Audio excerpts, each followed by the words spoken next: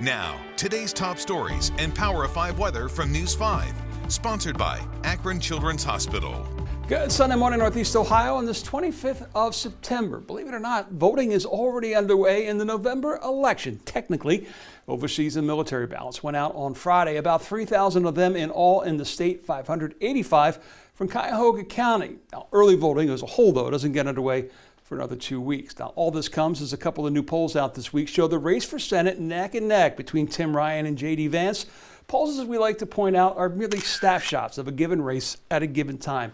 The better indicator is to look at an average of those polls. The Marist poll released Wednesday shows in the race for U.S. Senate, Tim Ryan and J.D. Vance locked in a statistical tie, only 1% separating them and 9% undecided. Most of those undecideds are independent voters, a group with which Ryan holds a 2-point advantage. In the race for governor, incumbent Mike DeWine holds a strong 18-point lead over challenger Nan Whaley, 55 to 37%. Both polls fall in line with the Real Clear Politics average of polls that has Vance up 2.2%.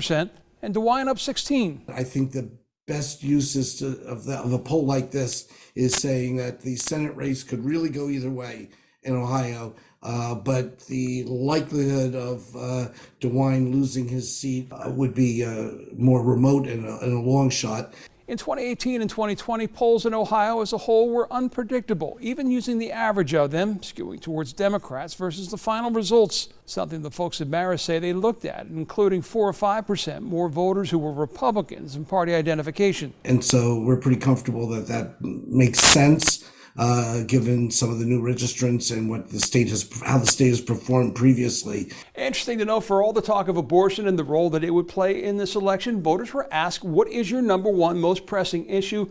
Pocketbook came in top, inflation 36%, followed by preserving democracy at 27%, then abortion at 18%. Of course, if you're not registered to vote, these numbers are kind of meaningless. The deadline to do so is in just over 2 weeks. Now, this week, Ohio Secretary of State Frank LaRose went to Copley, Ohio to make his pitch to sign up the state's youngest voters, while also encouraging them to get involved in the process.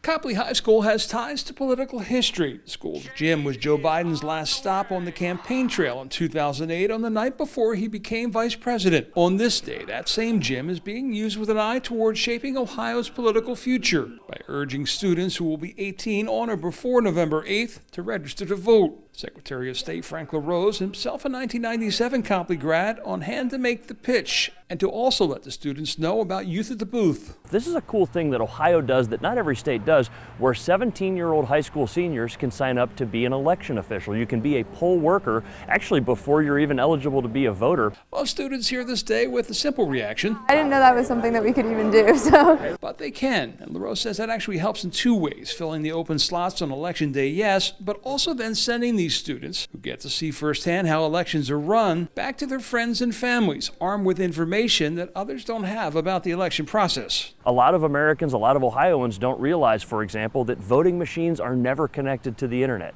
A lot of people don't realize that it takes both a Republican and a Democrat to do anything at the Board of Elections. Or that, as we showed you earlier this year, they physically count the paper ballots by hand a few weeks after the election to make sure they match what the scanners reported on election night. So that when one of your friends maybe forwards on an email or shares something on social media that's just a bunch of nonsense, you can say, you know what, that's not true. I know firsthand because I served as a poll worker.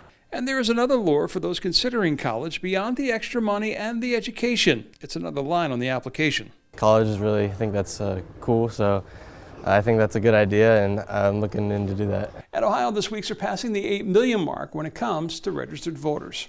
Well, how nice is this? It's a Sunday morning. The Browns already have a win in the books. The Guardians are wrapping up their last road stand of the season against the Texas Rangers. They're going to be coming home for 9 games to close out the regular season, heading into the playoffs.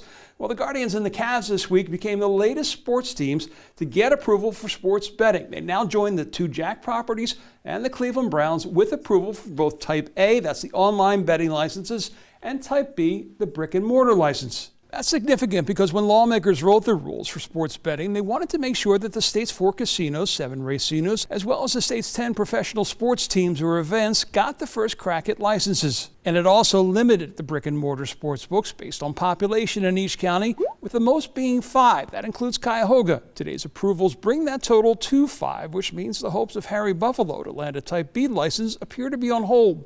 Interesting, though, that the Cincinnati Bengals only applied for an online license and not a sports book for their stadium. A representative of the team was asked about it. As it currently stands, the NFL does not allow in-person sports betting at any stadium. So Betfred and the team chose not to pursue a Type B license because of this. But you can bet on a mobile phone sitting there, but you just can't bet. Correct. There can be no live in-person sports betting at a stadium. The Browns, though, have applied for and received approval for a Type B license. We asked the team if that means their sports book will be outside of the stadium or in, but just not open on game days. A team spokesperson said they will have more to share at a later date. And around 300 new Type C licenses were also approved. These are the kiosks that will be in your bars, restaurants, and supermarkets. The commission now will be meeting every 2 weeks in an effort to get through the applications ahead of that January 1st launch date. With Democracy 2022, I'm John Kosick. Enjoy your Sunday. Sponsored by Akron Children's Hospital.